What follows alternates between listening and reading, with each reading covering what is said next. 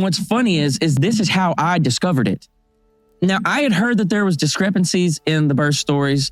I had heard that if you really look deep into it, that you can find some stuff that you can't settle. And I was like, okay, well, one day I'll get there, right? This guy was like attacking me. You know, he's calling me false teacher, heretic. He's giving me the business, brother. I was like, I'm getting whooped. And he was like, you need to read Eusebius, Ecclesiastical History. All right. And I don't think he knows the type of person I am. I'll go read it. Yeah. You know what I mean? I'll go read that shit. So I popped in Eusebius and I take off. And brother, it was like first or second chapter, because he starts laying it out and he starts to give us Jesus' birth story. And he starts laying out. So the first thing he does is he starts talking about Herod and talking about Herod, the kids, right? Yeah. To try to kill Jesus. Yeah. And then in the same paragraph, in the same section, he starts talking about Luke and the census. And he was talking about the census and how the census is what led to Judas the Galilean starting a revolt, because they weren't happy. They went from a client kingdom where they were kind of sort of being able to be ruled by themselves. The client king kind of sucked, but it was fine. Yeah. But now there's a Roman governor, and now there's this census, and now there's people, now there's going to be more taxes. It's all that Rome is sticking their foot in this. Right. And that upsets this Judas the Galilean fellow, and he starts a big revolt. And Rome does what Rome always does when you get a crowd or you start any type of rebellion. You crush it. They destroy you. Yeah. And we will talk about that later because it's very important to something else.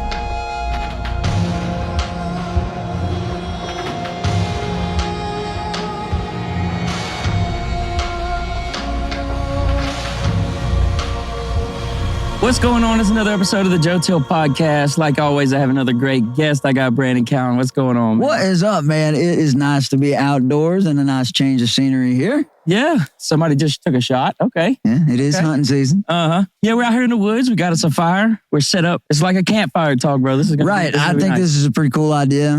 Be a neat little series to have, a little outdoor chat, fireside chat. Yeah, you made the fire. I'm impressed. I did. It took a little bit. Some of that wood was wet, but we got her going. Old Flint and Steel style. Yeah, there you have it.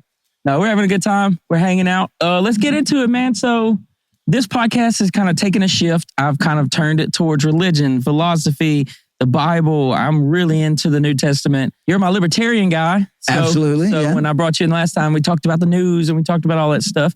We can do that, but I'd rather talk about the Bible. Man, we can go all over the place. It's fine with me. I think I've been following you with your New Testament journey and all the stuff you've been posting. Really good, thoughtful stuff. Getting some good responses, getting some questionable responses, as to be expected. Yeah. So, I'm just more interested in to hear what else you've learned. And then, we can discuss it as we go through, and I'll give you my opinion on it and my experience from being a professing Christian, what I think about it. So, yeah, whatever you got, hit me and we'll go for it. Well, so, we've been going to lunch. We've been kind of meeting. We've been talking, having a good time. Man, one time, I think the last time we probably talked for 3 hours? We did. Of course, we had to sit there and let that nice food settle at, where were we? We were at Blue Water Bayou. Shout out to that. Shout out to them. That's a great place. I have a question for you to start it off. What do you think is the most jarring thing that I have said to you? The most jarring thing that you've said? That's, give me a second, because you said some pretty interesting stuff over the last few weeks. Right.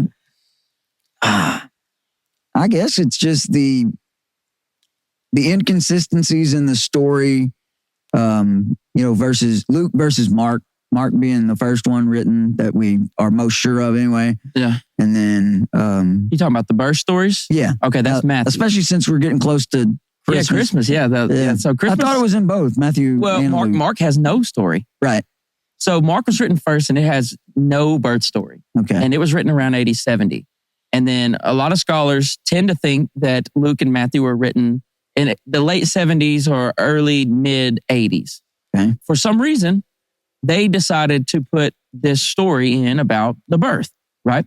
And so you could say they had better sources or different sources and they just got the rest of the story. Or the skeptic might say they added it later, and that's just looking from the outside. Those are kind of the options that you come across when you're thinking about this stuff. But Matthew and Luke decide to put a birth story into the narrative. Okay. On the surface, for most people, I think that most people have been able to harmonize them because of traditions, right? Yeah.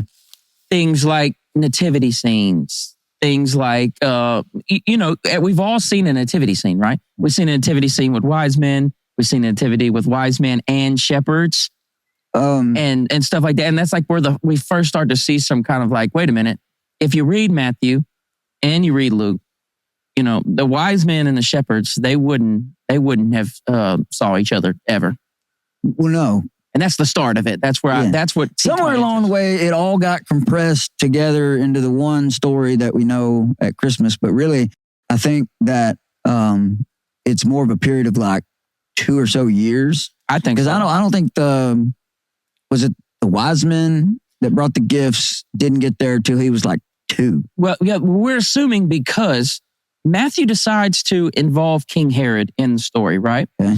I believe in my soul from all my research that King Herod died in 4 BC. Now I have to go fight people on the internet about this stuff because there's inconsistencies that come from King Herod dying in 4 BC and then the census that Luke brings up being in 86.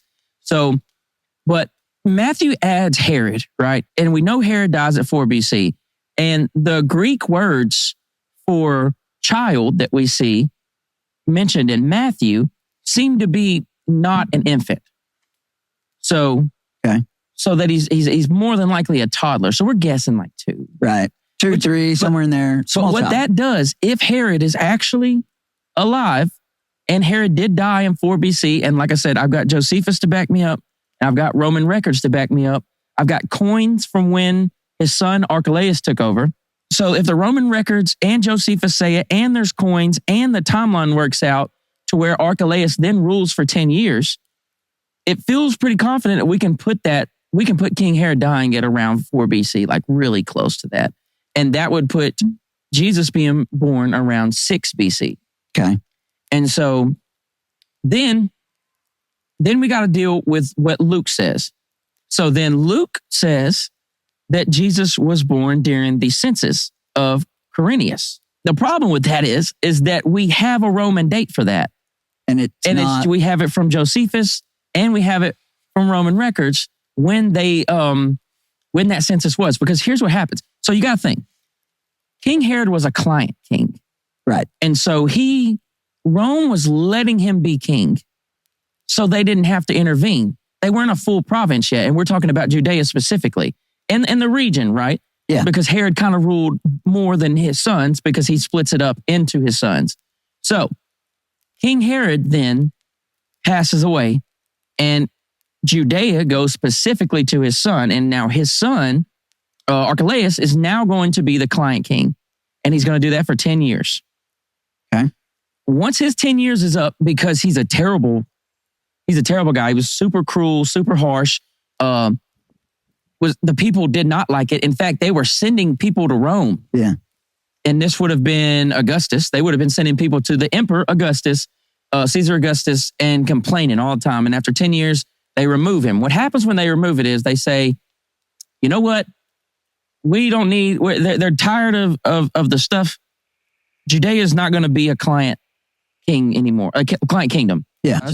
That's when Quirinius gets involved. Okay. Because once in 86, they turn the client kingdom into a province. And now Judea, where Jerusalem is now is not a client kingdom. It is now a province. And the first thing they want to do is run this big census to figure out how many people are there, where they're at, how many people are there. Yeah. And then most importantly, you know how governments are. How can we tax That's them? What they want to know. Exactly. Yeah. Exactly. You know the governments. For sure. Taxation is theft, and they want to see how much they can steal. It hadn't changed, buddy. No, it's old as time. Yeah. And so people have found different ways throughout to rule people and tax them, right? I mean, this is, it may never go away. It won't. And so that's how we know when Archelaus ends, when he gets removed, he actually gets banished. So when Archelaus gets banished, we go from client kingdom to not Asian province, but to Roman province. Roman province. And so now, then they run the census. All right, so that we can stay on track. Where are we on the timeline right now? Like what We're year? in 86. 86. This is the year that or it's allegedly... easy to say it this way, 6 AD. 6 AD, the year that we... AD 6 sounds like 86. Sometimes it confuse people. That's the one we believe that's the year Jesus was born, right? Right. And here's why I think so. Because a guy named Eusebius is a early church father from the 300s. The fire's trying to fight me now. Yeah, a little smoked out. Ooh. So this is we're fighting elements. So a guy named Eusebius, he's an early church father. In fact, he's not just a regular early church father. They call him the first historian, like the first Christian historian. Because he set out to write the first Christian history book, basically. Okay. That's what he tried to do in the 300s, right? And what's funny is this is how I discovered it.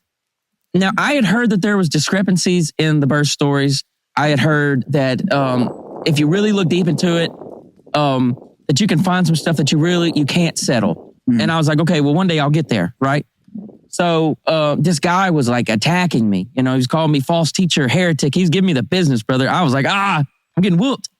And he was like, you need to read Eusebius, Ecclesiastical History. All right. And I don't think he knows the type of person I am. I'll go read it. Yeah. You know what I mean? I'll go read that shit. So I popped in Eusebius and I take off. And brother, it was like first or second chapter because he starts laying it out and he starts to give us Jesus' birth story. And he starts laying out. So the first thing he does is he starts talking about Herod and talking about Herod, the kids, right? Yeah. To try to kill Jesus. Yeah. And then in the same paragraph, in the same section, he starts talking about Luke and the census. And he was talking about the census and how the census is what led to Judas the Galilean starting a revolt because they weren't happy. They went from a client kingdom where they were kind of sort of being able to be ruled by themselves. The client king kind of sucked, but it was fine. Yeah. But now there's a Roman governor and now there's this census and now there's people, you know, now there's going to be more taxes. It's all that Rome is sticking their foot in this. Right.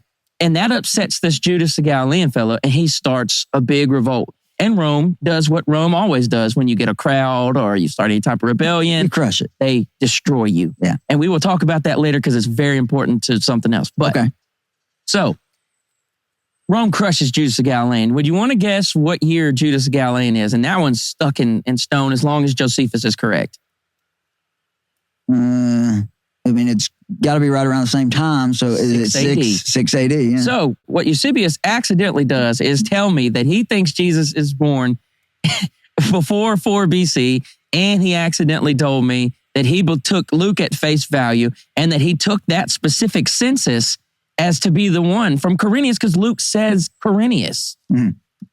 Luke mentions the name. Yeah. And so it's so hard to believe that Luke was talking about another one. Eusebius doesn't have the history that we have to be able to go look this up. And so he took it at face value. Yeah, Luke said he was born during the census and also King Herod. That was a way to kind of triangulate it for them. But they don't know that we can go back with Roman records. They don't know that we can go look at coins and figure out when Herod died and stuff like that. How long did it take for the census, though? Like, was it a period of a few years? I would imagine.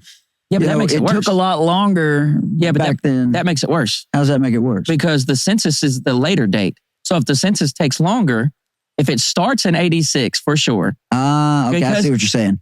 Here's the thing. You can't really do a census for a client kingdom. They don't really got that. They're letting them be a kingdom. Yeah. Right? The census is once Rome steps in. They're a province now. Mm-hmm. Now we need a census. I need to know where you are and I want my taxes directly. Yeah. We can't really move that 86 back. And so what you either have is Eusebius is wrong, possibly, right? But what the problem is when you start digging deeper, it gets harder to move these dates.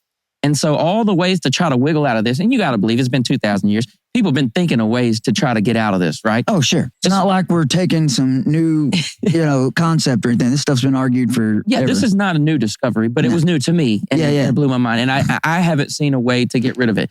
We got, like I said, we've got 4 BC Herod is pretty planted unless you start doubting Josephus. The problem with doubting Josephus is Josephus is literally the framework for the first century Judea and the surrounding areas. So like if we start doubting that that Josephus is getting major details wrong about Judea, then we don't know nothing. We don't know anything. That's true. Because if you start poking holes in that and he's got all these verified records and different things, that, like you pointed out to me the other day, I think that Yeah, pretty much. If you start questioning Josephus, you question the official outside of the church personhood of Jesus, right? Absolutely. Yeah. And so, this is real deal, baby. We got to keep the fire going. That's right. It's kind of cool out here, especially getting later in the day. Yeah. So you can't really take Josephus out. You can't, because when you start questioning Josephus, things get screwy. Because I'm telling you, he's the literal framework for the first century. Yeah. In Judea and surrounding areas. And the thing about it is it almost brings you to a point like, okay, let's talk about this angle with Luke first. So one way people have tried to move Jesus's birth further back to like 2 BC, 1 or 2 BC, is and there's a problem. There's a huge problem with this when people try to do this. I'll explain it. Okay. So I did all the math. It took some time, but I did. So Luke in chapter 3 tells us that in the 15th year of Tiberius's reign, John the Baptist starts his ministry, which Jesus starts his basically right after, right? Right. Well, first you got to think about this. If Augustus died in 14, that means Tiberius took over in 14. So if the 15th year of his reign, now we do easy math, we say 14 and 15, and that gets us 14 and 15. I got distracted. I saw a squirrel. Oh, like a dog squirrel. Yeah. So 14 and 15 gets us? 14 and 15 gets us 29. 29, okay. And then if you Don't make me do math on camera. Then Luke also says that Jesus is about 30. Right. So now we do math. We do 30 minus 29, you get -1. Yeah. -1, -2, because it could be 28. So it could be the end, because he died in August. So it could be the end of 28. You see what I'm saying? So that gets us back to 2 BC. That kind of sort of helps, but what that does, that just makes Luke contradict Luke if the census is stuck in AD 6, right? So he would have to be, instead of about 30, he would have to be about 22. That's a pretty big gap. Right. And if we confidently can say, and I think that we can because Josephus has it, Roman records have it, and we can also see when his sons took over, and all the math works out on Josephus's side. And when I do Luke's math, it doesn't quite work out. And so the Christian will say, well, we got to fix something. But like me, I'm on the outside. I'm like, I'm kind of just going to go where the math goes, right? It seems like the contradiction is on Luke's side. So what do I think? If you're wondering, what do I think about this as I read all this? I think I look at it really human-like. I forget what that thing's called when you say whatever's the easiest is most likely. Mm-hmm. I think the easiest thing is the super historian probably had it pretty close. You know, Josephus seems to be, for me, if I say who's a better historian, well, Luke's writing a theological, narrative, right? It's in Luke's interest for it to pan out. And you could argue that it's in Josephus not to pan out, but he doesn't really say enough specifically about Christianity to really, to convince me that he's like super anti-Christian, got to make these dates not line up for him. Yeah. For me, it seems like Luke was trying to be an historian, right? And Luke was trying to tie him to some type of anchors in a timeline that were probably traditions being passed around. Now, I can get on AI, I can get ChatGPT, when did the census happen and when did Herod die? And it'll tell me there's a gap there. But what about Luke? What about Luke in AD 80?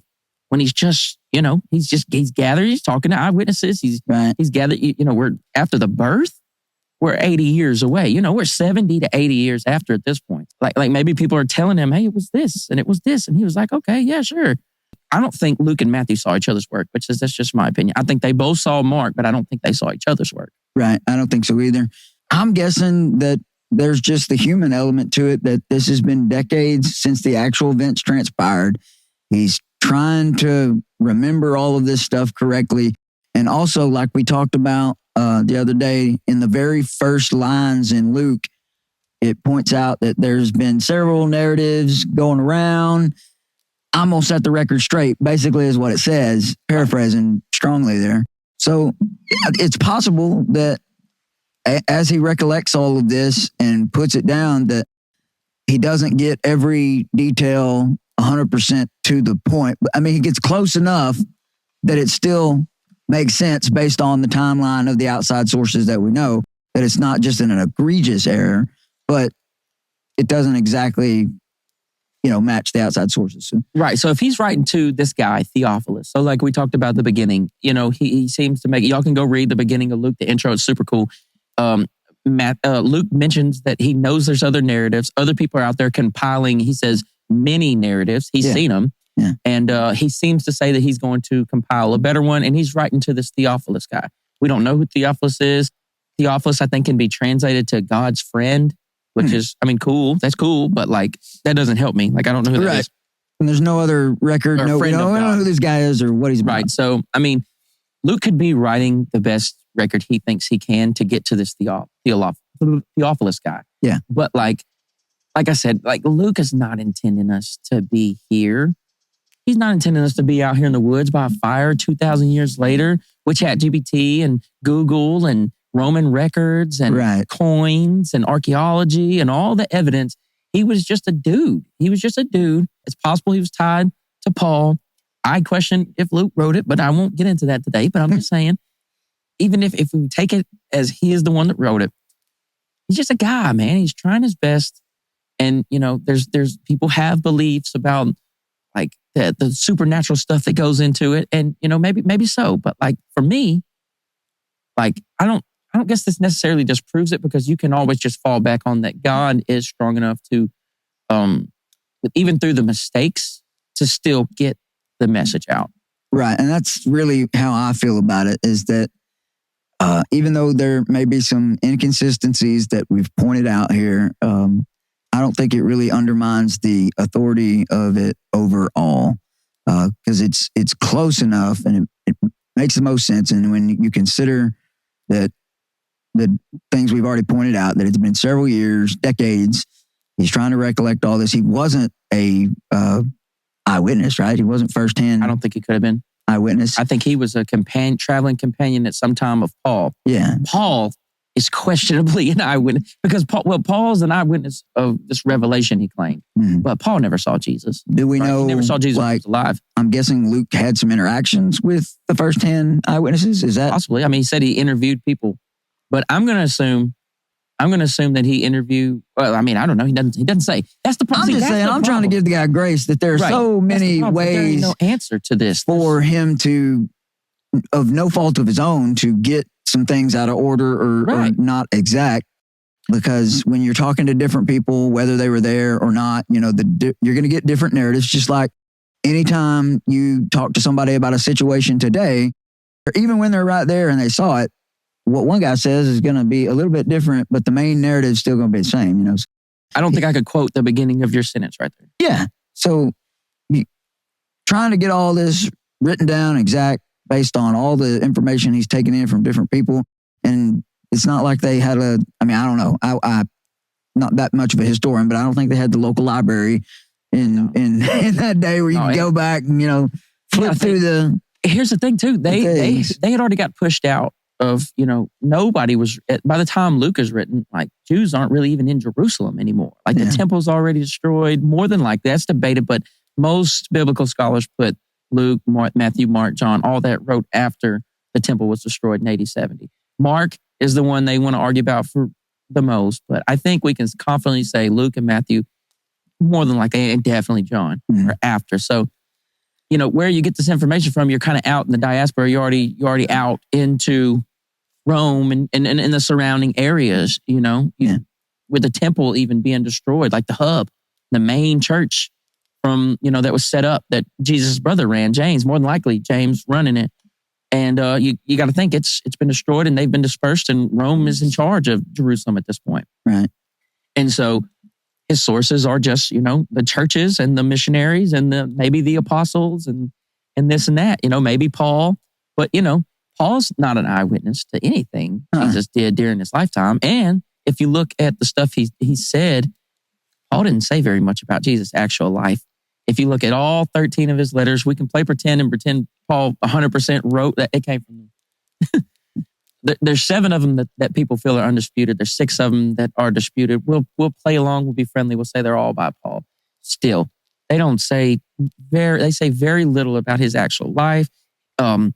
And when he talks about the communion kind of thing, and he kind of sort of has a possible quote of Jesus, He doesn't really ever mention the oral tradition. He doesn't mention anything from his life. He never mentions the virgin birth. He never mentions like a lot. That's true. Now that I think about it, that Paul didn't really discuss much of that. I guess his more focus was on what's next and how to prepare, Right. He was a resurrection guy for sure. Yeah. That was big to him. But like at some point, you got to say, like, maybe we break down a parable. You know what I'm saying? Maybe Paul's the perfect person, to maybe explain one of these super complicated parables. I wish somebody would have. Yeah. Well, but like there's also this thought that Paul didn't hear these parables. So like for the skeptic, think about for the skeptic, and this is too wild for some people, perfectly fine for me, because I don't see why not.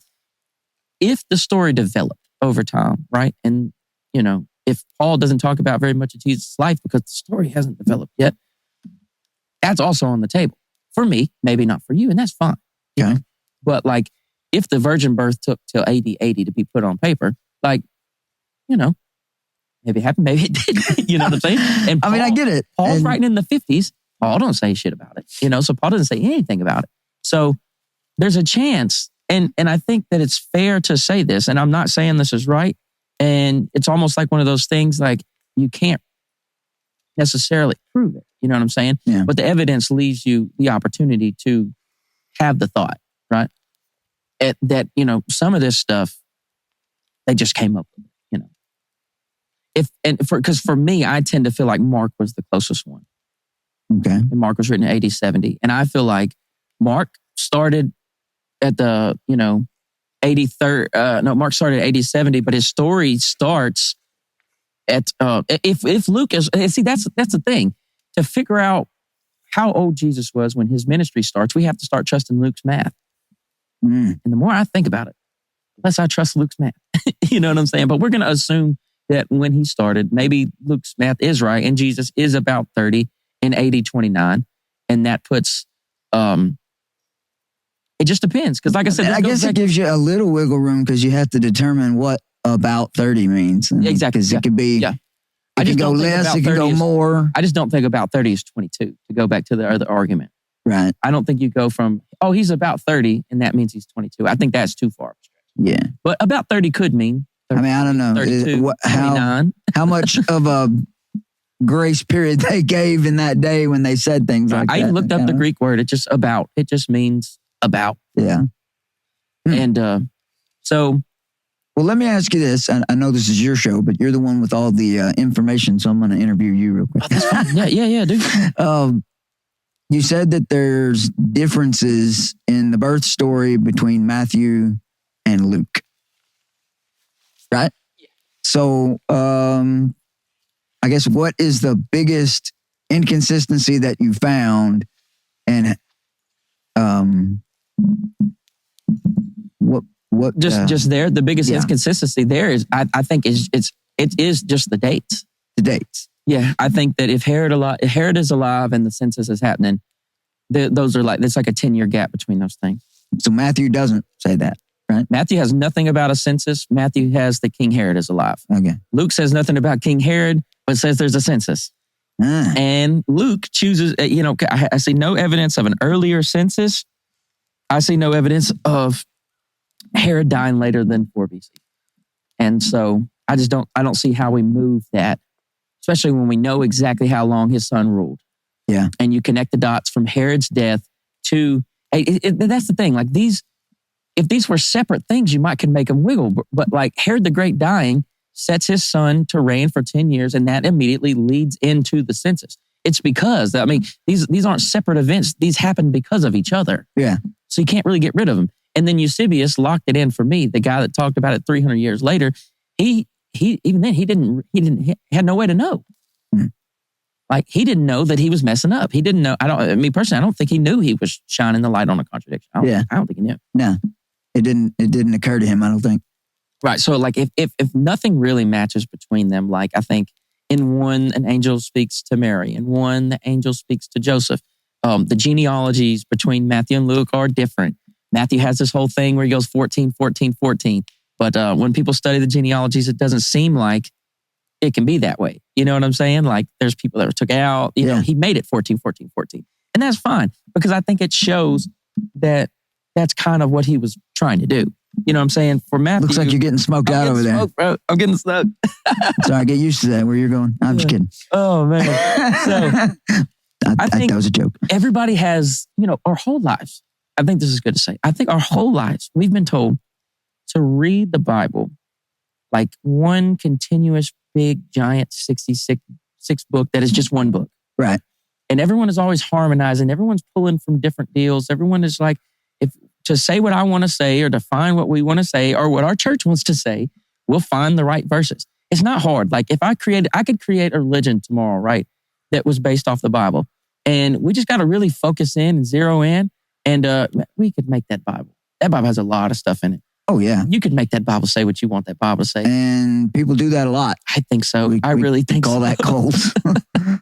Yeah, or even you know, on a smaller level, denominations. Probably. You know? Well, yeah, I think that is the one of the biggest differences and why there are so many different denominations is because they all have different interpretations of what the texts say, and that's why they are separate like that. Yeah. So here's what I think.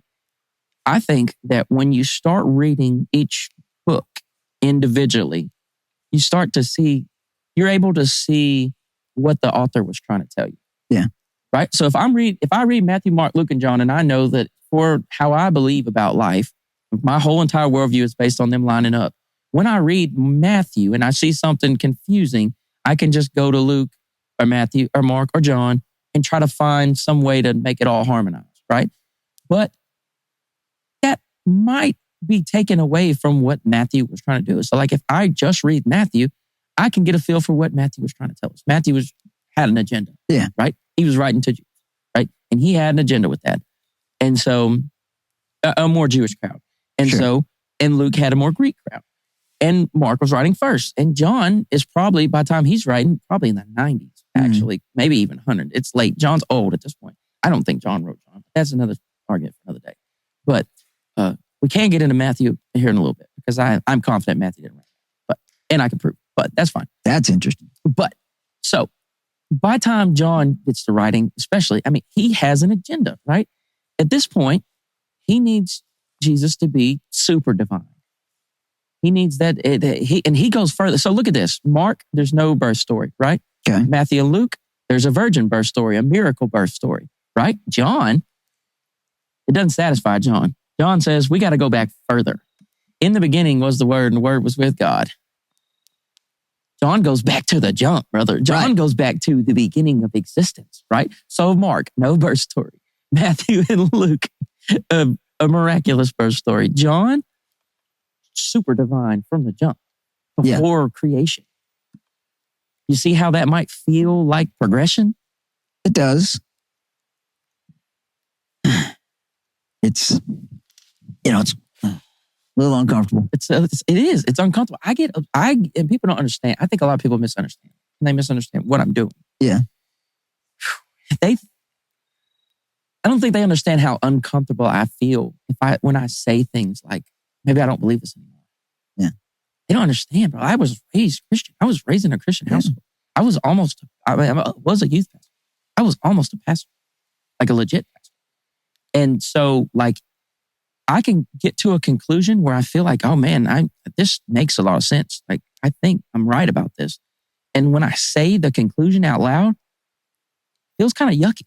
Yeah. It just feels like my mama would come back from the dead and slap my ass for it. You know what I mean? Yeah. And I don't like that. And I know that especially around here, how do you explain this stuff? Like, how do you, like, in the Bible Belt, it feels evil to like, sometimes it feels evil to draw like a logical conclusion. Yeah. It's hard. I mean, especially for someone like me who is a professing Christian still, when we dive in and look at these things, I mean, sure, it's fascinating, but then you come to those some of those points and you're like, ooh, I'm not sure what to think right here. And you have to try to rationalize it in your mind because it can be a little earth shattering, the stuff you've thought your whole life and being taught, being questioned, not saying one direction, whether one's right, one's wrong, It just hurts. It hurts. It does. It does. It hurts you in your soul. But I, at the same time, I don't think there's anything wrong with pursuing it, asking questions, and having those feelings. I don't think that you're any less of a believer or, doesn't make you a better person as a skeptic either way. Right. So it almost comes down to like, would you rather feel comfortable and just go with something, or like, would you want to really try to figure it out even if that made you uncomfortable? And I think that might be different from person to person. Yeah. I think there's somebody out there right now that likes the peace of whatever it is. And, maybe even if it is wrong, they'll take that peace. Oh, for sure. Definitely people that will choose that peace over looking for it. They've said forever ignorance is bliss. Yeah. And I, on the other hand, I want to know. Like, I'll choose the uncomfortable path and ask the questions, which that's always been kind of who I am. But it's odd to me because I didn't really look into stuff like this until just a few years ago. And then once you took off with your search and I started following you, that's when I really got more interest in it. It's not something that was ever talked about, growing up. You definitely don't hear these type of discussions at church, right. Or within, groups of people who are Christians in our area. It's not a common thing. I think people would rather just go with what they've been told, what they know, and be comfortable with it. Which is fine. Yeah, I don't have anything against that. I'm not trying to disprove anybody either. And I'm just curious. Yeah, me too. Got those questions, and I don't know if we'll ever get the full answer one way or the other. No. I feel, like even from their worldview, as they look at me, it's like, man, if God created me, he created me very curious. For sure. Like I'm dealing with how I was created, if that's for sure. I don't profess to be atheist, I kind of profess to, I guess my worldview is that I'm not sure that I can understand. You know what I'm saying? Yeah. I think that maybe I'm so small in this world. It's despairing sometimes because you really have to wrestle with some of these things. Like, damn, I'm like you know what I'm saying? Like a fish in the ocean type situation, like an ant in the field type situation. You know what I mean? Mm-hmm. Or how some people get into like astronomy and they have like these moments of like despair when you realize how big the universe is and how small we are. Earth is, and then like you're small compared to the Earth, and like the more you zero in on how small stuff is, it's a little bit despairing because but I just think like everybody has to battle these things. Everybody has to battle these thoughts. If you get to those points that you're like, okay, I want to try to combat this, and I actually do want to learn and go from there, And so me, I've kind of just decided no matter how uncomfortable it gets, I'm going to just keep chasing it, Right. And I respect that a lot. And I'm right there with you, bro. I'm following you on this journey, and it is interesting, but it is uncomfortable. Yeah. I don't think there's not been anything that's been really like earth shattering or faith shattering for me. I'm still good. I'm still a believer in Jesus Christ. Don't get me wrong, anybody listening. I'm on Team Jesus, but it's interesting to look at this and to dive in deep with it. It's kind of fun. Here's what I think about that. I think the core stuff is not necessarily in jeopardy from anything I've studied, unless you take the ultra skeptic route where you say, there's inconsistencies here, so I don't trust none of it, which I think is also almost evenly rational. It just depends on the type of person. I could see where somebody comes to that conclusion, and that's on them. But what I think is in the most danger when you start studying all this stuff is the traditions. Right. Ooh, the fart's getting me. Woo. I think we work in a mode where we've accepted, especially like the modern church, especially in America, has accepted several traditions. You know what I'm saying? And at this point, we don't question those traditions. That's a whole nother conversation. Yeah. I mean, we talk about some of it. You can be there for hours discussing that. All right, we're 45 minutes in. You want to stop and eat real fast? Yeah, let's take a break.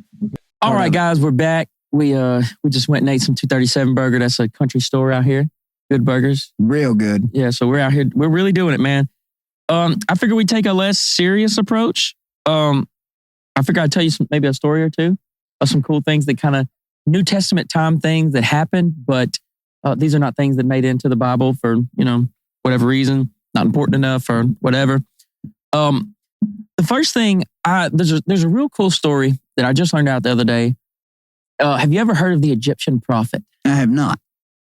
So this is pretty cool. So I'll go ahead and read. I made ChatGPT make me because I know the story, but I was like, make me like a story I could read on the podcast. Yeah. And it was like, heck yeah, I figured we'd be by the fire. Sounds good to me. Story time. Let's hear it. Let's hear a story. So it says, picture this. It's the middle of the 1st century. The land of Judea is boiling. Not on the surface. Out in the streets, people shop, argue over prices, take their sacrifices to the temple. But underneath that normal life is a pressure that has been building for decades. Rome rules the land with soldiers, taxes, and cruelty. Governors come and go, each one worse than the last. And the people feel it. The resentment, the frustration, the sense that God might be getting ready to act. The world is waiting for a sign. And then word spreads to the south. Someone is coming from Egypt. Not an army, not a rebel band, a prophet, a man with no name. Josephus literally calls him the Egyptian, so we still don't know his name.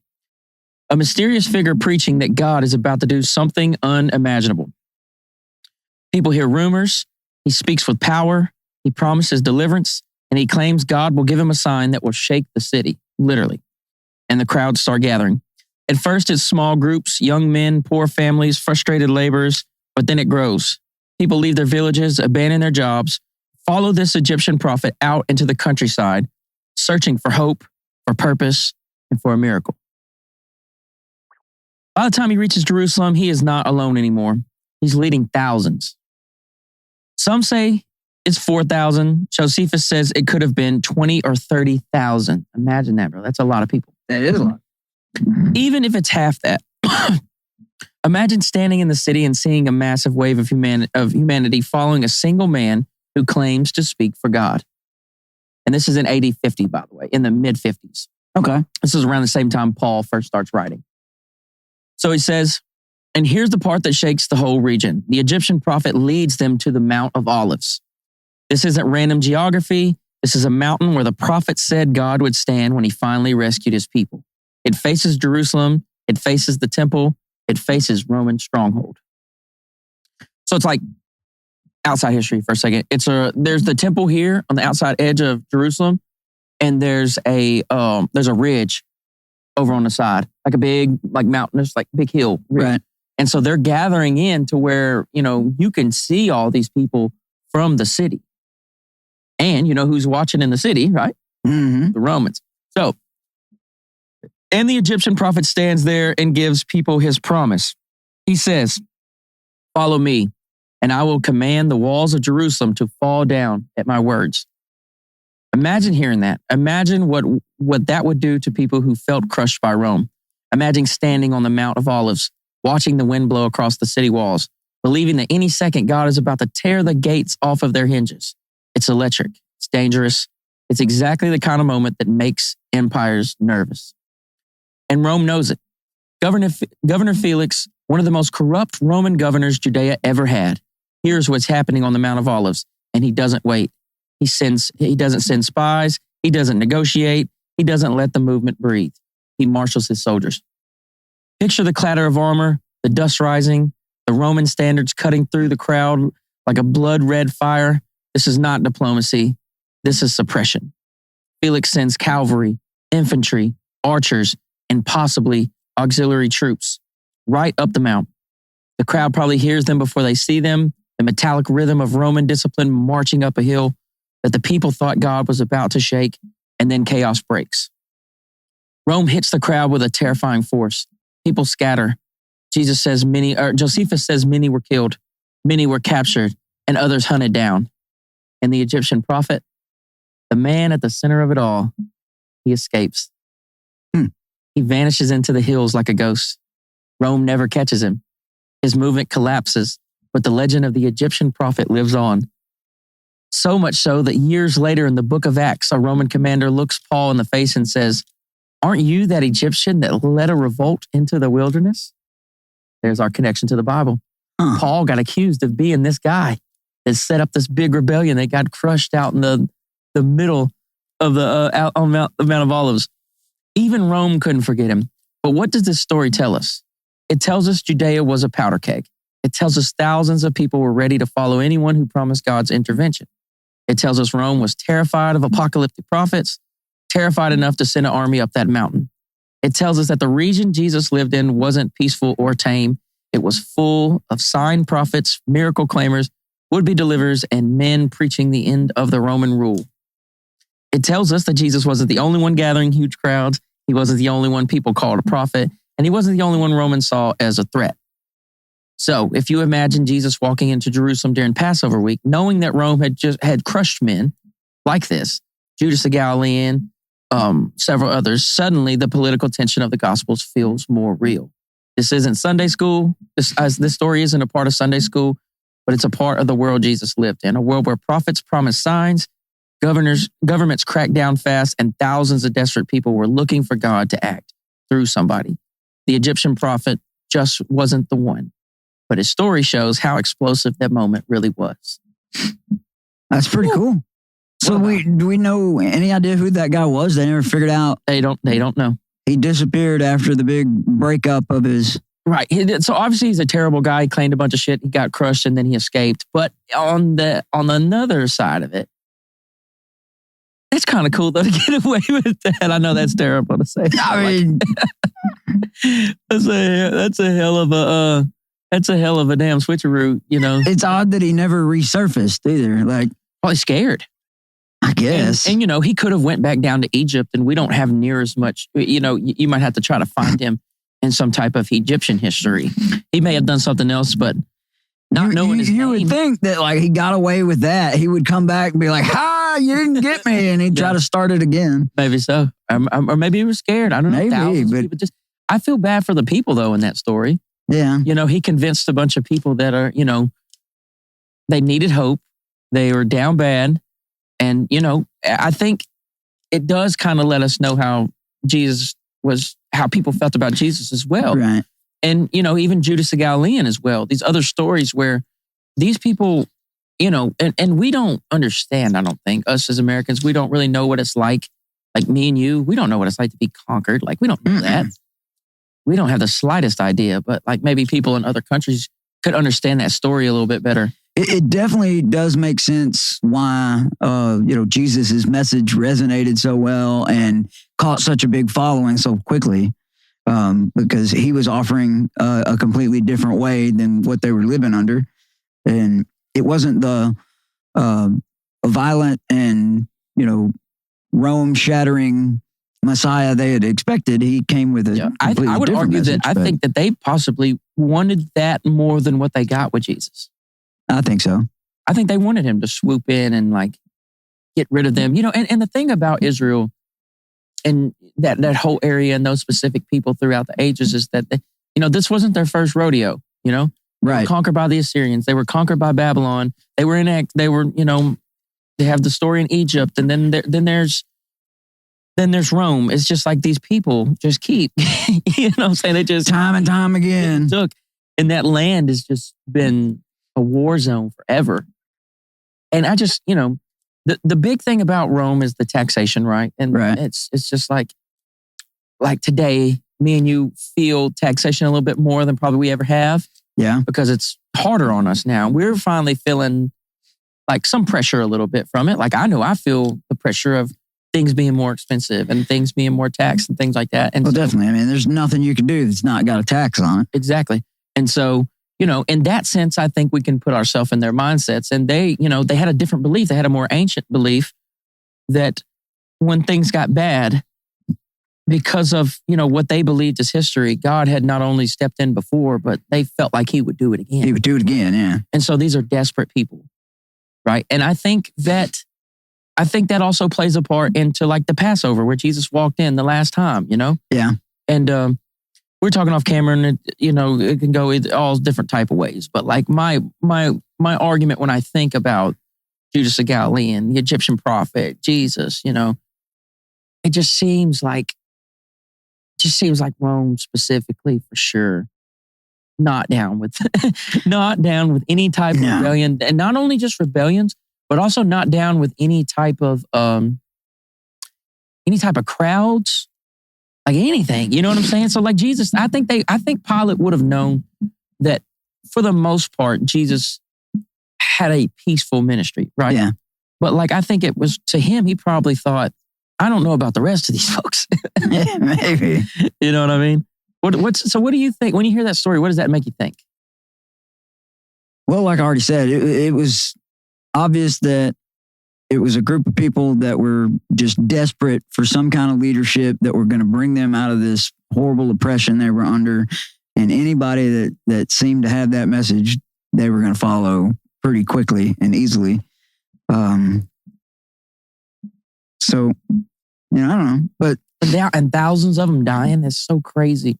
That is pretty crazy. And you would think that like after a big event like that happens, they'd be a little more hesitant to follow the next guy, But like, so that's in the 50s. I was going to say, what's our timeline here on that? Okay, so, Jesus is in the 30s. And so Jesus died somewhere between AD 30 and AD 33. Yeah. The math is very hard, especially when the math doesn't work sometimes. Yeah. That can make it more difficult. It's really hard to tell. It's hard to line his birth out. It's hard to line is out. If Matthew's being truthful, then we know he at least started in about 6 BC. Yeah. Which would have put Jesus at about 30-ish. That kind of almost puts Jesus at about 36, 33 to 36. Mm. And that's just hypotheticals here. Then Jesus dies. Then there's the years where the church is mainly Jewish, and somewhere in between there, it's like a Jewish hybrid, basically, Judaism, Christianity hybrid. Yeah. Where the main deal is in Jerusalem. And then somewhere out there, Paul converts. According to Acts, he converts and goes to Jerusalem. According to Paul himself, he converts and goes to, he disappears to Arabia. Yeah. So that's another one of those moments where you kind of have to pick one. What did he do? He's gone for a while. We don't know what happened. Right. But see, but the problem is in Acts, it almost makes it seem like he didn't do that. So that's another one of those moments where it's like, what did Paul do after he converted? I don't know. It depends which one you read. You read Galatians, you get something different from when you read Acts. So that's just something you have to struggle with. Interesting. So, and don't take my word for it. Go look this stuff up. I'm always like, anything I've said today, go look it up.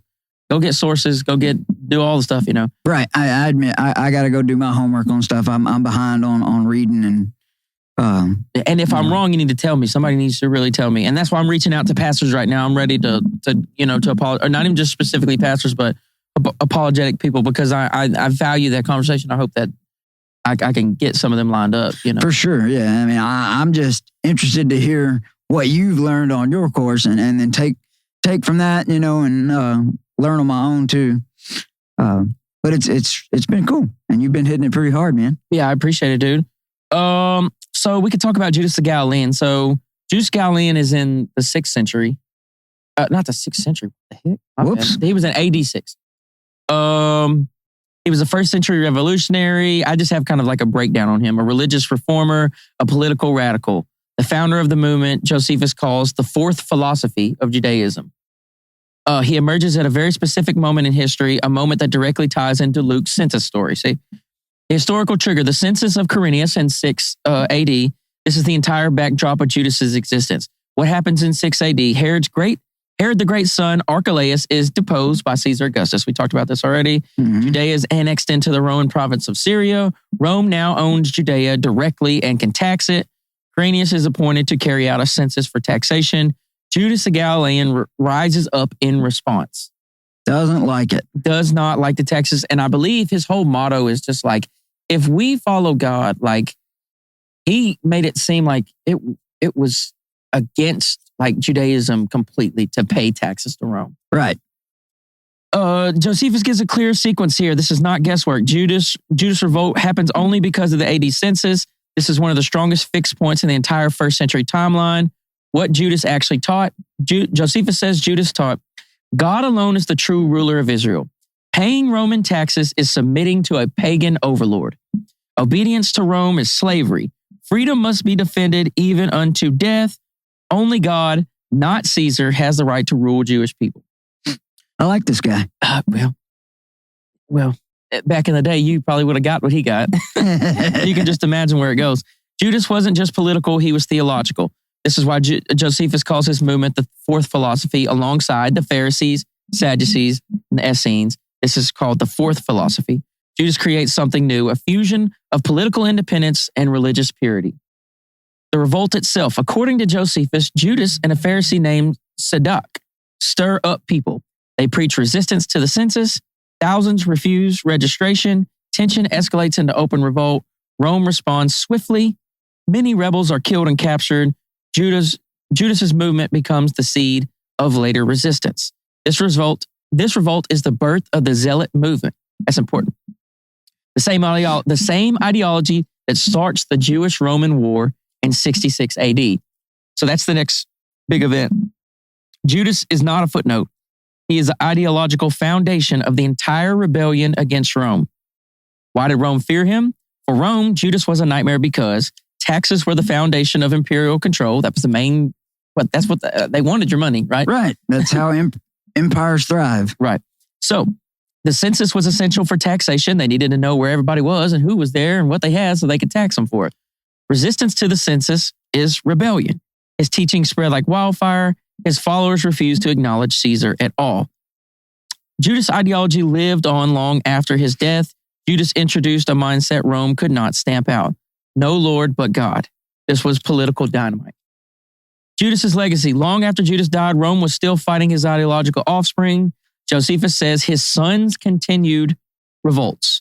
His followers became the extremists, the Sicarii, and the Zealots. Those are really cool. The Sicarii are cool. The Sicarii when we get closer to the Jewish-Roman War, they would go like assassinate Roman officials and stuff. They were like the Middle Eastern ninjas. Yeah, like Assassin's Creed type stuff. That's pretty cool.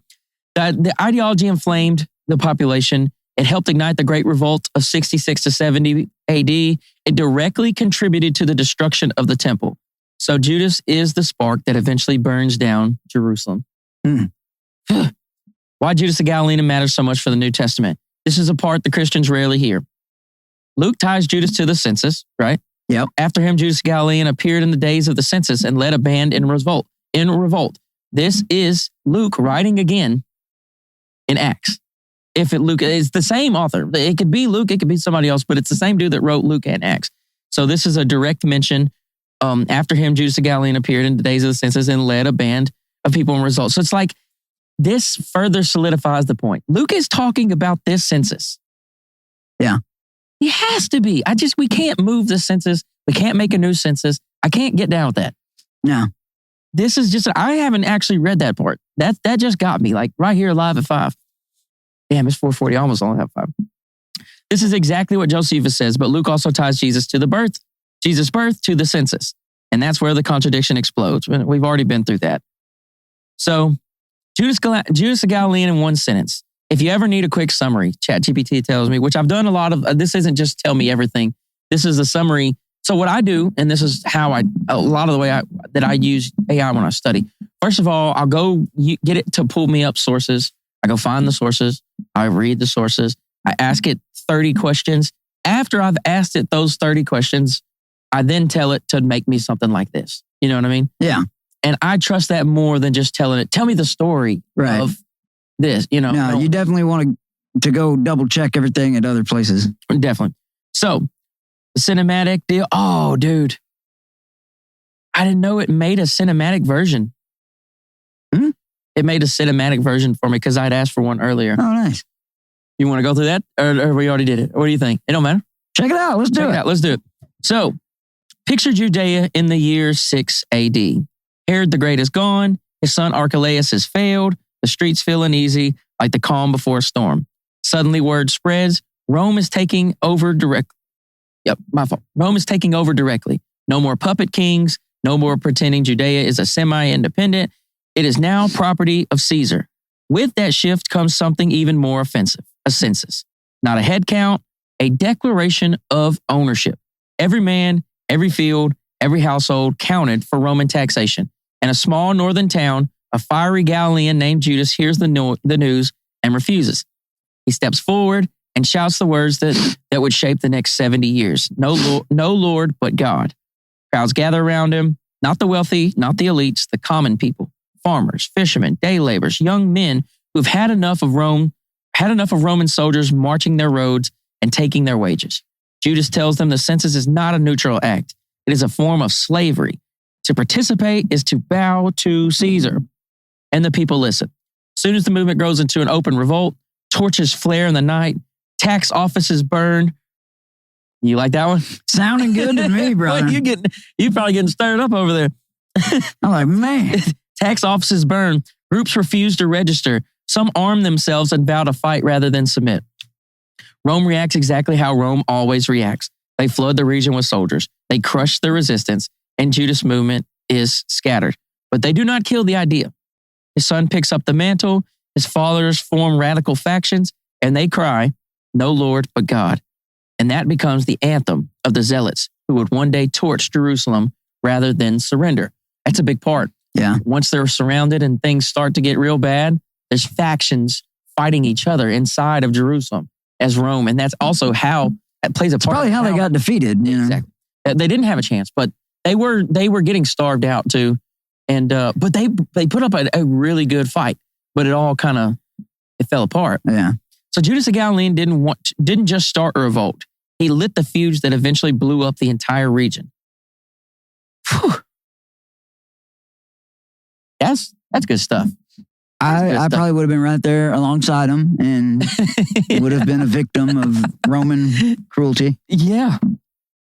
I mean, these are the things. That's why I think stories like this help us understand Rome. I don't think they messed around. They did not. I mean, most people that have looked into Rome even a little bit know that. I mean, even crucifixion in general. Rome did not mess around. It was a serious empire, and crucifixion is specific. So crazy. I mean, that's a brutal way to die. Can you think about that? Like that's no bueno. Let me I got some. I'm kind of in my notes right now, just kind of showing you shit I found. But I mean, it's fascinating, right? I think you're starting to see why I've gotten into this, huh? Oh, it's very interesting. I love it. And there's another aspect of it is finding these sources and reading it and like kind of putting it together. It's definitely important to understand the history and the time period and know what it was like to put all of the other accounts into perspective. Right. For sure. Where's the deal? I have a deal on Galilee, and I think it would be worth reading. It's my notes are just flooded with these, dude. So here's a script. I might just start reading some of these deals that this is a script I already wrote, but and obviously ChatGPT helped me. I came up with the ideas and helped me. You and the robot. Me and the robot came up with this. It says people picture Galilee as some quiet little countryside. So now we're talking about Galilee. So we were talking about a lot of this has been focused in Judea. Judea is further south. That's the hub basically. Yeah. That's where Jerusalem is. Galilee's to the north. Yeah. So Galilee's to the north, and it's more like the country. But I'm going to give you a breakdown of kind of what I found about Galilee. So people picture Galilee as some quiet little countryside, but the truth is Jesus grew up in a region recovering from violence and political tension. Some of this stuff is nuts, bro.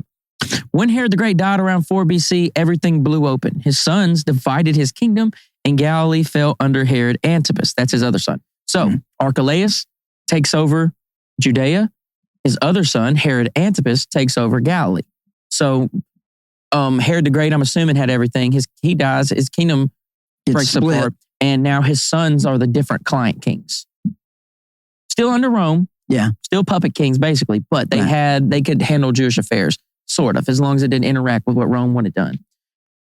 So in Galilee fell under Herod Antipas, the same ruler who later executes John the Baptist. That's the guy that beheads John the Baptist. Right. Right after Herod's death, real revolts break out. One of the biggest was in Sepphoris, just a few miles from Nazareth. Rome came in hard.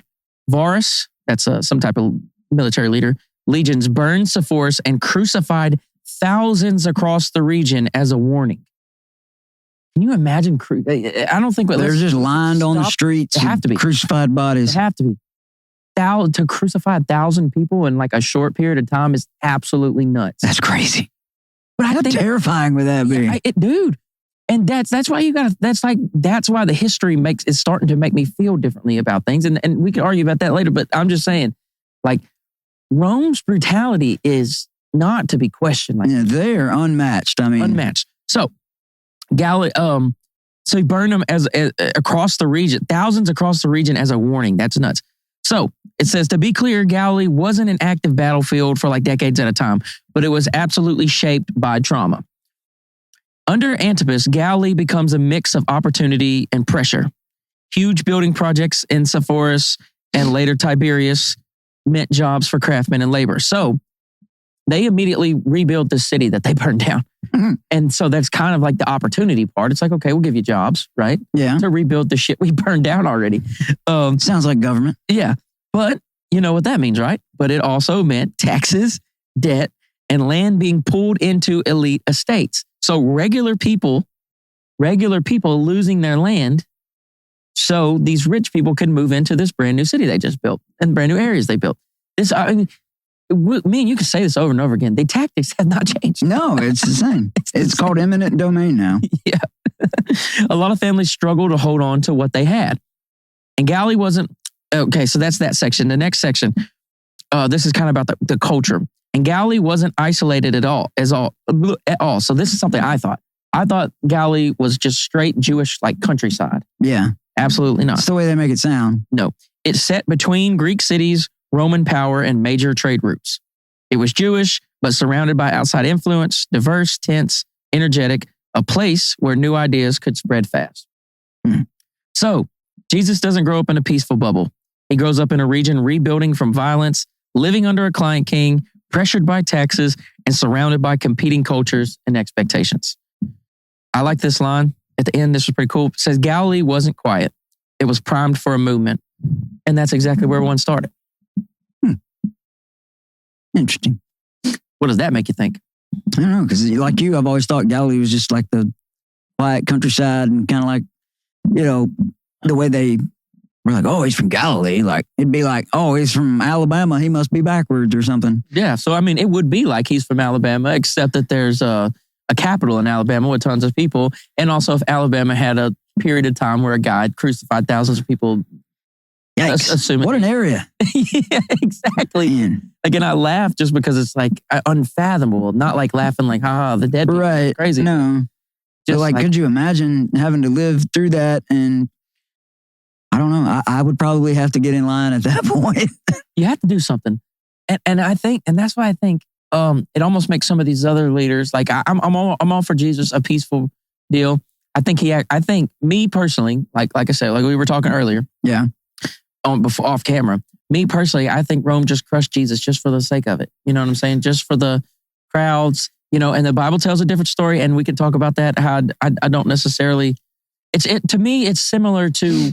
You think like Rome saw him as another one of those revolutionaries, just like the others, even though he wasn't violent, they thought, well, it could come to that point. Yeah. And like I said, even if Jesus isn't violent, what about all these primed up people during this pilgrimage weekend? Yeah. True. And the thing about the Passover is, let's read the Passover deal. I got a deal on the Passover that's I mean, it's not always about the leader, it's about the followers and what they're capable of because of being energized by the leader. Exactly. You see examples of that today too. Yeah.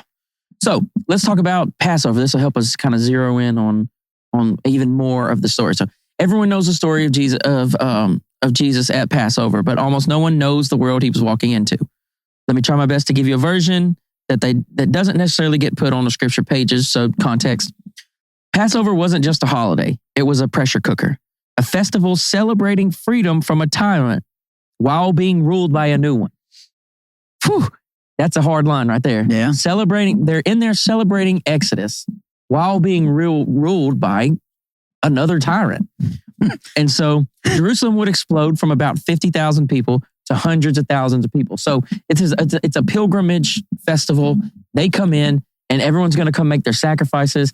It's said that the priests might be over, 100 to 200,000 sacrifices during Passover. That's a lot. They said that blood would just run. You got to imagine blood is just running down the streets. Yeah. It's just like the temple was. This is the Super Bowl of the temple. Right. So like I have questions about that too. That's why there were people there selling animals. So what my thing is so there's this story, right? And I'll come back to this. I'll put a mark here. There's this story in, who is it? Luke? No, Matt. I know it's in Matthew for sure. I think it might be in all, but there's a story in Matthew for sure where Jesus is in the garden, and then there's like a slide deal where they kind of show what's going on behind the scenes with all the leaders that want Jesus dead, right? Yeah. And they're all in a circle having a powwow, and they want Jesus gone, blah, blah, blah, blah, blah. They're having this big meeting. And to me, one thing I think that we should think about that's very interesting, I'd say, is if these are the same people in charge of the 250,000-ish, or even if it's just 100,000 to 200,000 sacrifices, you're in charge of all this stuff. It's sacrifices going on around the clock. Like, how do they have time for these secret meetings where they got to go hate on Jesus so hard, bro? Like, it seems like it seemed like they'd be a little preoccupied. Yeah. So, but that's just a side note. I don't know, maybe they had like I don't know. Like, here, you watch it for a little while. I gotta go do this. Yeah, we gotta go kill this fella. So, anyways, yeah. So, yeah, it would swell up people to hundreds of thousands. Soldiers, this is the thing. Soldiers were everywhere, tension everywhere. Rome was always nervous during Passover because Jewish identity and resistance were at their peak. It's interesting that so Pilate stays in his headquarters are in Caesarea on the coast. Mm-hmm. And so he's not normally in Jerusalem. Pilate is in Jerusalem because shit is so likely to pop off. Right, because there's so much going on. Right. So, yeah, there's a lot of people think he probably doesn't want to be there anyway. You know, he's like, dang, I got to go to this big deal. Everybody's going to be fired up about liberation. And yeah, he didn't want no part of it. And he knew that he was, you got to think, he probably knew he was going to have to crush something, get something in line, stop some type of something, you know. So, underneath that, yeah. So, Rome was always nervous during Passover because the Jewish identity and resistance were at their peak. Underneath that holiday joy, there was trauma. The Jewish-Roman relationship had already been strained for generations. You had memories of past rebellions like Judas the Galilean, heavy taxation, corrupt local rulers, and a people who believed God would eventually send a liberator. Passover made the expectation louder every year. So when Jesus walks into Jerusalem that final time, he's not entering a peaceful religious ceremony. He's stepping foot into a city full of surveillance, armed guards on the fortress walls, political landmines, and a crowd already primed for revolution. Anything that looked like a king or a Messiah could spark a riot. What happens when Jesus gets to Jerusalem when he's outside? Crowd. He rides in on a donkey. There's a crowd, and they're putting things down, and they're calling him Hosanna, and they're tying him to David. Yeah. Like Pilate at least knows who David is, right? That is a military symbol. That is a king. So I'm sure it immediately caught Rome's attention. Oh, no doubt. And that's the part most people miss. The last week of Jesus' life wasn't just spiritual, it was historical, it was political, and it was dangerous. Understanding the climate makes the story more intense and honestly way more real. And I think I had added some stuff to this later. I don't think it made it in that version of the notes, but I think it makes sense.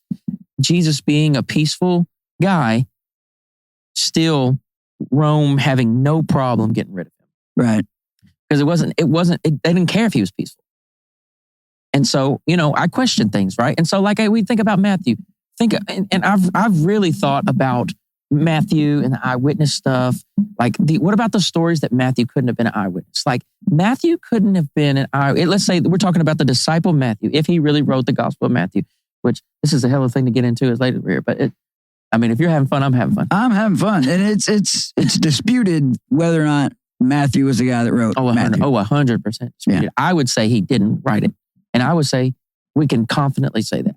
At least I feel good saying that. What leads you to that conclusion? Oh my gosh, what doesn't? So he's supposedly, if this is Matthew, right? Mm-hmm. And this is a Jewish tax collector. Let's talk about tax collector. I have my script on that. A lot of this stuff is in script form because I turn my notes and I make TikToks out of them. Right, makes sense. It helps me to stay on. He was essentially hired by a wealthy guy that was hired by Rome, right? He was not Yeah, so he is a middleman. There it is. That's what I was trying to get to. Yeah, a lot of people think Matthew was some kind of Roman official. And these are like my legit notes, so I'm not just reading off the internet, but I took part in crafting this. A lot of people think Matthew was some kind of Roman official with inside access, but he more than likely wasn't. And the real story actually makes the gospel even more interesting. Matthew wasn't working directly for Rome. He was part of a Jewish tax farming system, and here's how it worked. Josephus explains it, the great Josephus that gives us the framework for the whole first century.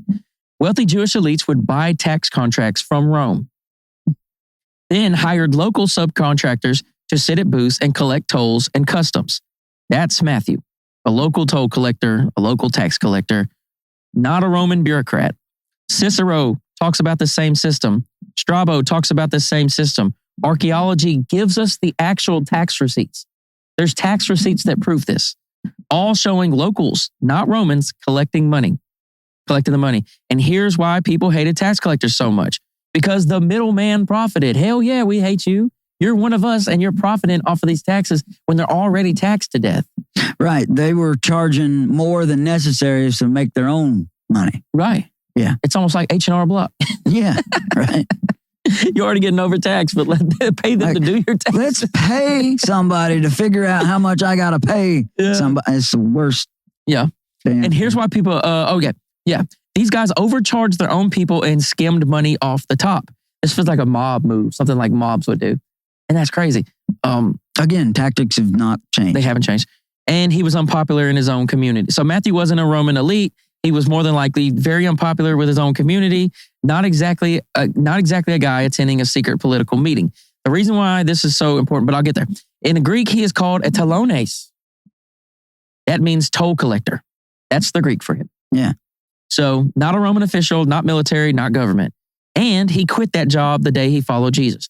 So even if he had any connections, they would be gone. That whole Matthew has inside elite info argument doesn't hold up historically. Here's why I say there's even that argument. If Jesus is the disciple that walks around, if Matthew is the disciple that walks around with Jesus, we're looking at a firsthand eyewitness for lots of things in the New Testament, right? Right.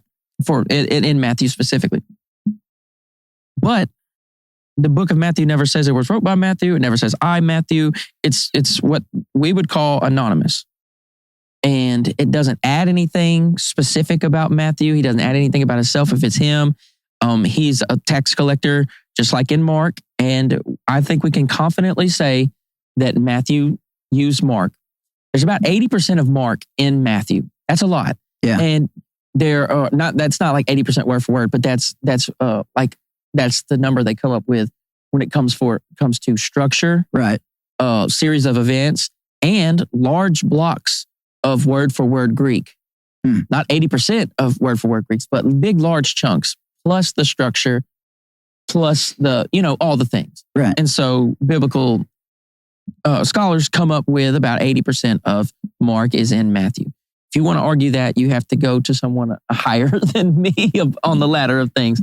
But yeah, so where was I going with that? Okay, so if Matthew is an eyewitness, this is what undid me first. I think this is the first and easiest proof of this.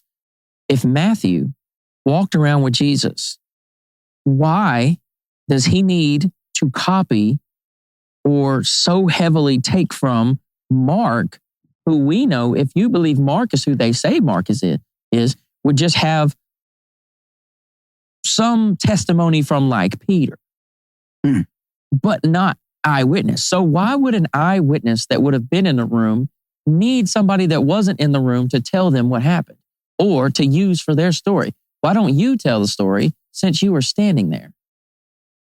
It's a good point. And so from there, it unraveled.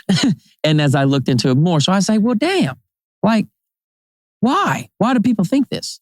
And it goes back to a guy named Papias. Papias is somebody that wrote, I believe, around 150. So, he's pretty fresh. Mm-hmm. And he's the first one to try to attach Matthew, or not even to that gospel. Let me say that clearly. Papias doesn't attach Matthew to that gospel. What Papias says is one line, and I want to say this too, is that line, we don't have Papias's we don't have something he wrote right there. Like we don't have a direct, like this is we don't have a paper of Papias. We don't have a scroll. We have none of that stuff. You know who talks about Papias? You know who gives us this? Our boy. Josephus. Nope. Eusebius. Eusebius. Okay. we have Eusebius in the 300s tell us that Papias says, he quotes Papias to say that Matthew compiled the Logia in Aramaic. And people, I think the exact quotes, I'm close to it, and people interpreted it, I'm paraphrasing, and people interpreted it the best they could. And that's it. That's the whole thing, right? And so the reason the reason why your Bible says Matthew, the gospel according to Matthew on top, which I don't think it should even say that, because that's tradition. Clearly, they can't prove that. Like that might be the assumption, but that is 100% tradition because the book doesn't say, Matthew wrote this. You would think for credibility reasons that if Matthew were the author, he probably would have started with, this is Matthew. I'm Matthew. I was there. I will walk with Jesus. Yeah, you know. But what is more compelling than that? Like, give me Matthew. Like, I would love a legit Matthew story. Perhaps he assumed that his audience that would eventually read it would already know that, and he didn't feel it necessary to say because he didn't expect it to be read and discussed in the woods in Arkansas in 2025. Yeah, true. So that's fair. But damn, man, what a missed opportunity to say, I was with the man. It definitely would have made things a lot simpler if he'd have done that. I was with him and this stuff was cool. I saw some cool stuff. So this idea that Matthew has to copy Mark and he's the actual eyewitness on top of what they try to do. So let's talk about the word logia. The logia basically means message, right? Or sayings, right? So comes from the root word logos, the word. Probably.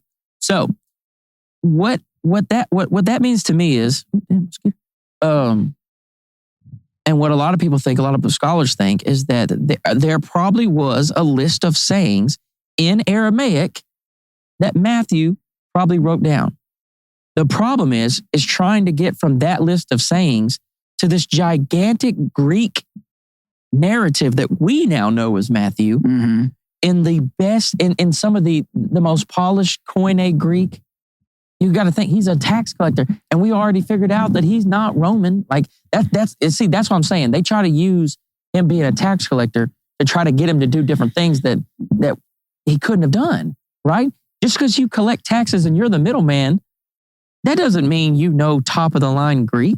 That's a stretch. But isn't it debated or assumed that he was from some kind of affluent Jewish family, though? Well, maybe that's the hookup. Maybe that's the hookup that he, how does he get hired by this wealthy person? Right. But tell me in the Bible, and that's the thing. Show me where, I guess you could say in history, we could find some type of deal like the tax collectors were all some type of connected. Yeah. But that's the only way you can get there.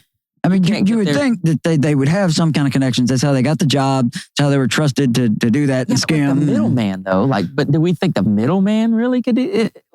If I'm the laborer, I don't get to talk to the person hiring me, right? You talk to the owner of the company. They're not just putting any Joe Schmo out there to collect it, you don't think? To collect taxes? You want somebody that's going to do the job. They need to be. What do you think?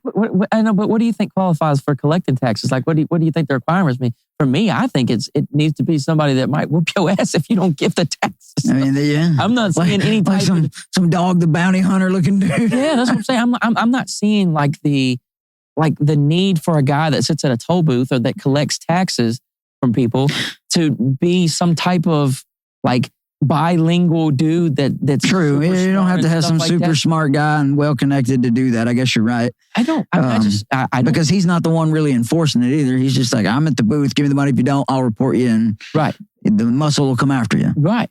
So I don't see where from, because I've read every account of Matthew. I've read every single mention of Matthew in the Bible. It's not many. Yeah. He's also called Levi, and they're assuming that Matthew and Levi are the same guy. Levi the tax collector, and Matthew the tax collector. It's the same thing. Hopefully. For the Bible's sake, hopefully. Well, every like live action Bible story that I've seen, like, on screen, they always have him as this wealthy, really fancy dude. But I don't know if that was like a true depiction or not. I've yet to watch one of them, and I don't want to. Somebody was trying to get me to watch The Chosen. I'm like, dude, I'll read the stories. It's a good series to put it. They're already having to do the deal where they have to make decisions. But they did admit that they used some creative liberties with it. But so you have to take that into account to try to help bring the story to life. But it is a good series. I think you should watch it. It's entertaining. What did it do with the birth? Did it show him as an adult already? Because if they had a nativity scene, they probably had to. I don't know how they would have made sense of that. No, I don't remember that being a part of it. I don't think they did. If I was them, I wouldn't make a nativity scene. No. That would be a world of... we already talked about that. Like, it wasn't what we know as the Christmas story today. All of it just kind of got compiled into one little setting. Yeah. But, yeah, so all right, so back on Matthew. I'll get back on Matthew. So okay. I don't think that we can tie A to B. This is a Greek deal written in very well Greek. It's huge. And it's not what Papias describes. And you can tell when Aramaic when the Greek comes from something that was Aramaic. Like, you can tell when it's been translated that way. Mm-hmm. Right? And so there's no sign of Matthew's story being in Aramaic. Okay. This is what we have, the people feel like pretty confidently that this is a Greek deal from the jump.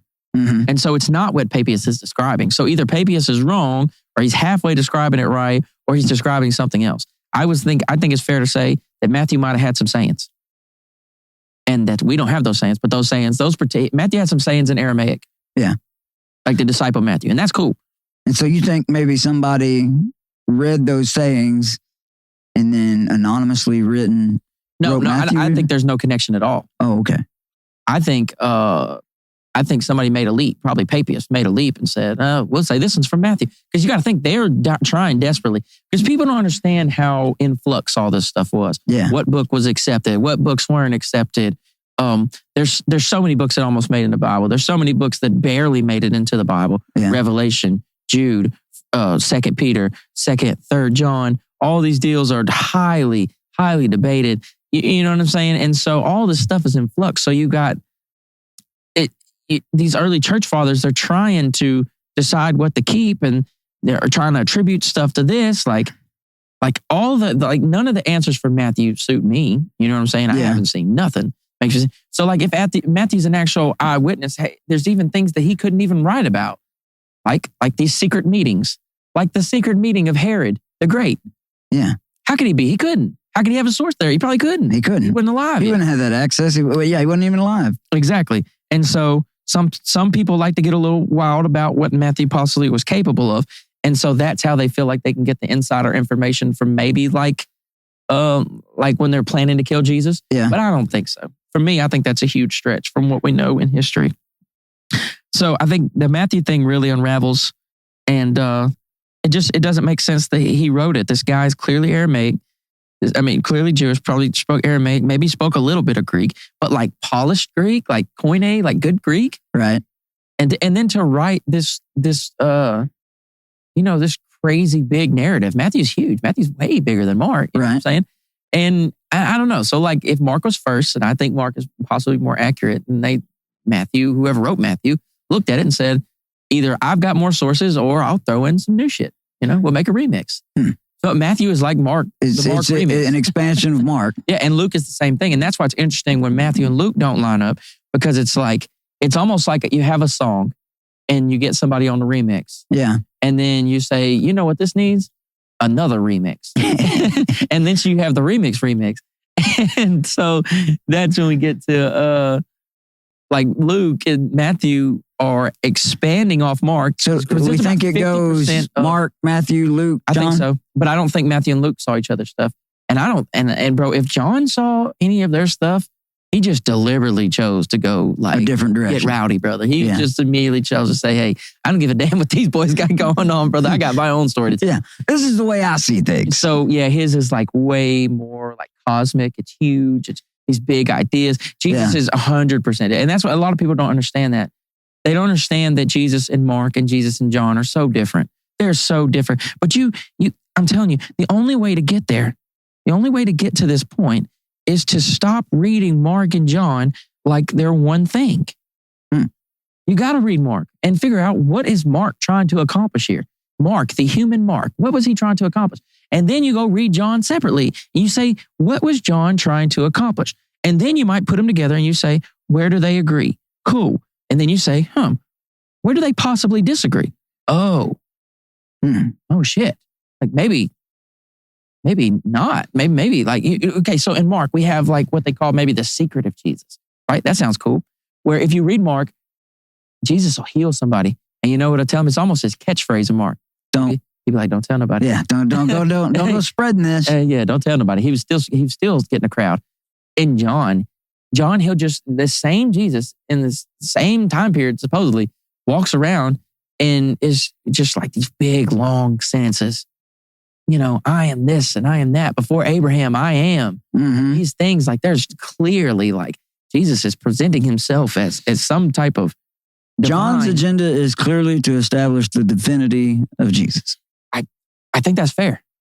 I really think that's fair. And I think it's to show it's bigger and, you know, and like maybe you wouldn't call that theological progression. I would, but I think this idea of Jesus has developed. And by the time it gets to John is describing this dude that did some stuff, bro. And that version of Jesus he wasn't hiding. Mark would heal people and be like, don't tell nobody. Yeah, it wasn't a bit flashy thing. And so that's why I'm saying that's the importance to read these things by themselves and say, I don't care what Mark says. Let me just for funsies. I've been looking at it too. Just for fun, could we just see what maybe Mark was trying to say? Or maybe John was trying to say?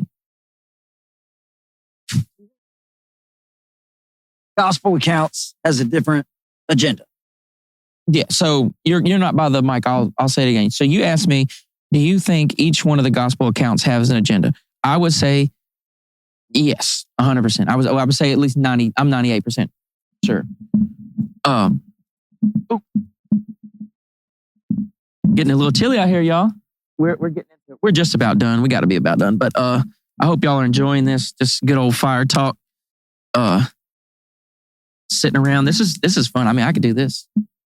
Especially get the lights out here, dude. We could do this. We might do the next one at night. That way we don't even have to worry about the sun.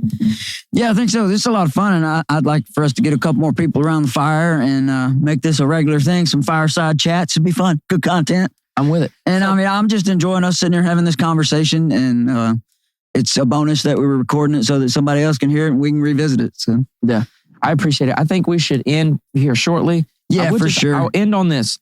My personal opinion, right? And that's just what it is. My opinion after reading it. I read all of them individually. I really zeroed in on each of them. Every time I opened up a new one. So like when I started Matthew, I was like, forget Mark. You know what I mean? So I could kind of really tell. And I think that, Matthew has an agenda. He's speaking to, seems to be speaking to a more Jewish crowd. And he really wants to tie in the Old Testament. Like that happens the most in that one. Mark is the first one. It's the roughest. It's just the story. It's just and I think it's the more primitive story of Jesus. And so then you have to decide, is that the right story of Jesus, or is that just what it was? The more primitive, Mark, for some reason, even though they try to claim he was tied to Peter, Peter was there with Jesus. Why does he have the shortest? Why does Peter not tell him about the virgin birth? Why does Peter not tell him about the appearances after? You see what I'm saying? So right. Like it's. I have a million questions when we open up that box, but yeah, and then you get to Luke, and Luke is kind of more Gentile focused. He's really trying to tell the story. He tries to set himself in kind of like as the historian out of the group. And me personally, I think that backfires. Right. I think he may have tried to take on the historian role and it didn't pan out. He's adding shit like in the reign of Tiberius. And it's like, okay, cool. But like somebody's going to do that math. Mm. And like, maybe he thought he had it zeroed in, but like, that's where we start finding problems with the census and things we've already discussed. Yeah. But, he has his own agenda, and John clearly has his own agenda. Like they call John the Maverick Gospel. Mm. He just went and just did his own thing with it. Like he really remixed it. For sure. And, the thing about John is that it seems like it's longer. It seems to make Jesus' ministry longer. If you look at Matthew, Mark, and Luke, it seems like he only went to Passover one time, at least recorded. And if you look at Mark, this is why I think they was only at the Passover once. They go to the temple. And it doesn't say that's the first time at the temple, but you got to think about how the disciples respond. They go look at it's the second temple. Herod the Great had built the pretty add-on, and it was this magnificent structure, And the disciples in Mark are like, they go into like fanboy mode. They're like, they're all in awe of it. Yeah, like, never have we seen a structure like this. Yeah. Stones and stuff. And they go, they're all from Galilee. They're from the country. And they go see the big city, and they're like, "Man, this is tight, bro. The temple is tight." And that's the same trip where Jesus died. So it almost, in those, it almost seems like he only went there once. But in John makes it seems like he, the ministry was longer, that he went to multiple Passovers and things of that nature. John puts the flipping of the temple at the beginning of the story. Like where the other three, that's something that's at the end. And since Passover was such a big deal, it wouldn't have been like Jesus would have went by himself. His disciples would have been with him. Right. So here's the thing. Here's why I don't really believe John, or maybe he wasn't worried about, and that's one of the arguments is that John may not have even really been worried about the timeline so much. Yeah. Because he was so focused on what the message is. And so, but it's like, my personal opinion, if Jesus went and flipped, and that's how we know, like if Jesus went to Jerusalem, he had to go, if he flipped tables in a temple, he had to go to Jerusalem, right? Yeah. So like this idea, unless he did it when it wasn't Passover, so I have to study that. But like if Jesus is flipping temples during Passover, I think they would have killed him. I think that plays a big part in why they killed him. I don't recall myself whether or not it's specific that it says it happens during Passover. Do you recall? No, and that'll be something we can all go look at after this. Yeah, John's version. But here's the thing. So like even think about the flipping of the temples. It happens in all four of them. So typically when it happens in most of them, you think that typically has a higher chance of that being something that maybe actually historically happened, or that's just the strongest tradition, Yeah. But think about this. They all say different things. So like Jesus started flipping tables, and then his like catchphrase is different. Get out, you thieves and robbers. Yeah. My house is you pit of vipers. Yeah, pit of vipers. My house won't be a den of thieves and robbers. It's like each story he has a catchphrase. You know what I'm saying? It's like get the hell out, but like in different ways. And so like. Was he trying catchphrases out as he flipped it over? He was like, all right, get out, you den of thieves and robbers. And he thought about it and he was like, all right, take two. Get out, you pit of vipers. And then, you know what I'm saying? And then this other one, he like sits. Which one's going to stick the best? And then he sits at one of them. He sits down. And he makes the whip at the temple. Yeah. Which is some gangster shit, to be honest. I mean, it's pretty awesome. Sits down. You just wait a minute. When I'm done with this. I'm about to start whooping ass. But, I mean, those are just examples. Like, and you look at these stories and like when Matthew, everyone has their own agenda. Why are they changing things? Matthew and Luke have Mark as a source. Almost certainly 50% of Mark, 80% of Mark is in Matthew. 50% of Mark is 50 to 60 in Luke. And so then you have to think, why did they change certain things? Why did they change his words? Why are some teachings different? Why are things like the Sermon on the Mount only in Matthew? Well, you see what I'm saying? Right. Things like the resurrection at the morning, like when they get there, sometimes there's a guard, sometimes there's an angel, sometimes the stone wasn't rolled away, sometimes it was. Right. You know what I'm saying? Sometimes it was this and sometimes it was that. Which series of events occurred, like actually happened? Right. And so it's tough. And then you have these weird stories like Matthew. Matthew is describing the resurrection and then he has this crazy, the crucifixion. Then he has this cutscene. This cutscene's absolutely nuts. You ever heard about the zombie apocalypse that Matthew describes? No, I missed that part. That's not an apocalypse, but it is. I think some people call it the holy zombies because there's this random story. I don't know why Matthew put it in there. I think if this really happened, somebody would have recorded this. But the moment Jesus dies, the curtain rips and there's an earthquake, right? And it says the tombs of the holy ones crack open. And apparently they get they rise up. But they don't go in the street. They don't come out of their tombs and go into the street until Jesus is resurrected, until the tomb is empty. And then it says the holy ones walk the streets. This is Matthew 27. How did I miss that? But who is going to preach on that? Good point. And that imagine going through Matthew that convicts me actually to spend more time reading the Bible like I'm supposed to. Actually, this whole series and everything you've been doing has motivated me. I'm like, I've got to go and actually do my homework and spend more time reading the Bible, especially if I'm going to go tell people I believe it. I should be able to back it up saying I've read the whole thing, at least the 4 Gospels from front to cover. Ooh. Or, front to back. And that's my advice. You read them, dude. Read them one at a time. For sure. And I want to do what you said that they start with Mark, try to take any of your preconceived notions of the story away and just read it for what it says and then go back and read the others and compare. So, yeah, I definitely am going to do that, and we're going to get back together when I've done more of my homework, and we'll talk about this some more because it's fascinating, and it is also telling me I have not done my job, and I need to. So, right. So how about this? How about for the next campfire, you compile the notes. All right. You bring the heat. All right. And I'll be here to respond and give my opinions on it and share what I know. Yeah, but I'll take a look at it, and then I'll come at you with what I take away from it and see if it matches any of the things you found, any thoughts you have. Yeah. Sounds good to me. Yeah. And if we want to talk before, then we can do that. Yeah, always, for sure. Again. But that one for sure, I want one where you bring it to me. Okay. And we go through and we do it. But man, this is the show now, man. This is what we're doing, man. We talk about the Bible. We talk about the New Testament. I'm going to bring people from different religions in. I'm going to start trying to find philosophers, maybe go to the university and find somebody that teaches philosophy classes.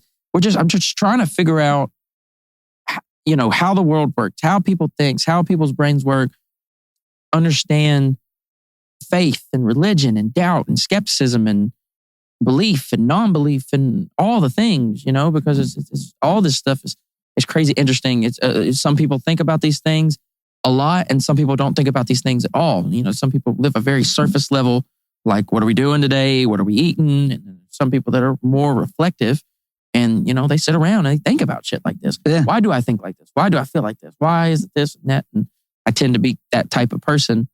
And I don't think enough people do sit and think that, hey, why do I think this? They don't have enough questions, I guess is what I'm trying to say. Yeah. They just read it or hear somebody say something to them about it and they just go with it, Man. Especially from something as authoritative as the Bible with its standing through the centuries.